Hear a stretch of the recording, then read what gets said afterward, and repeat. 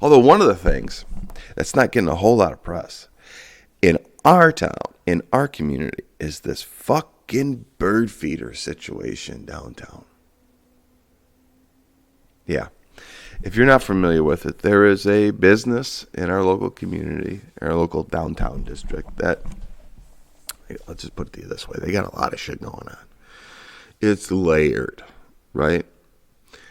And there's an ordinance, I think a newly adjusted ordinance that basically says, in a nutshell, you can't feed birds, you can't feed animals, you can't feed whatever, fucking mammals. If a dolphin lands on the sidewalk, you can't give it any krill. You know what I'm saying?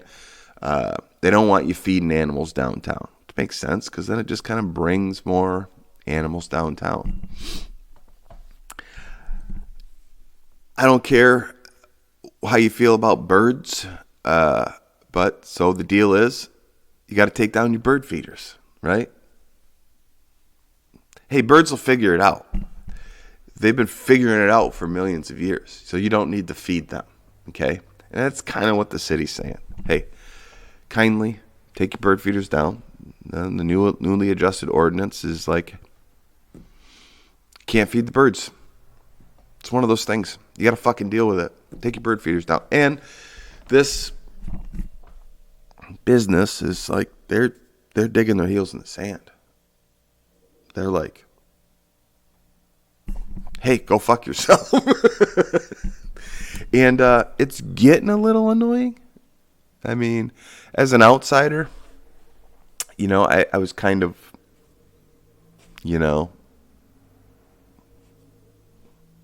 I wasn't on any side other than, you know, just don't get annoying with this. And they're kind of getting annoying with it. There's a bunch of like signage on their windows now. They're talking shit to the city and other business owners downtown, which is wild to me. You know, I feel like they're taking the stance of like a 6-year-old, you know, like somebody took their toy and they're super pissed and they've stomped off, and now they're hiding in their room and they're screaming. But I think it's ridiculous. I don't get it. They feel like they're being personally attacked, when in reality they're the ones making the biggest waves and doing the most annoying shit, and everybody else is just trying to like calm the situation. But the more that, you know, the city's tried to calm the situation, it's like fanning a flame, and these individuals are just kind of going off their rocker. I was going to try to find something on Facebook about it. I know that there's some shit out there where like maybe the comments were, but I probably have to scroll a million years through the News Advocate's Facebook page to find it. I mean, it's wild. I feel like they've been on TV talking shit about it. I don't watch TV, but that's kind of like the rumor mill thing. Definitely has been talked about on the radio. Wild. I want to have bird feeders outside. See, now I'm getting to the point where I'm like being super sarcastic about the thing, and it's getting into my headspace, and it's wild. And it's probably because I do participate a little bit politically, so I'm kind of like watching it from arm's length, and now I'm talking about it. So it's become a little bit of a thing. So they got like 2 bird feeders. I mean, just take the bird feeders down and stop throwing birdseed outside. And you know what'll happen? Everybody will be okay. There was a comment somewhere where they were like, well, you know, it's cold outside and they want to make sure that the birds have something to eat. All right, that's sweet and all. But again, I'm pretty sure the birds can figure it out. I mean, I'm not like, was it Steve Irwin? Is it the Australian, like, zookeeper guy? But clearly I don't know what the fuck I'm talking about. But I'm pretty sure that birds can figure it out. It's like feeding deer. So, also, we live in a community where the deer population is out of control, right? It's out of control in the city.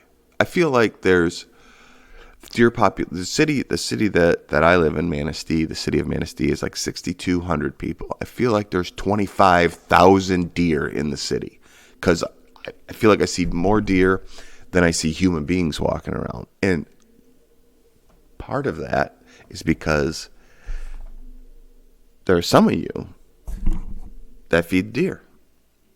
And so that becomes an issue. And you're like, oh, well, it's cold out and the poor deer need something to eat. Again, I'm pretty sure they could figure it out. They've been figuring it out for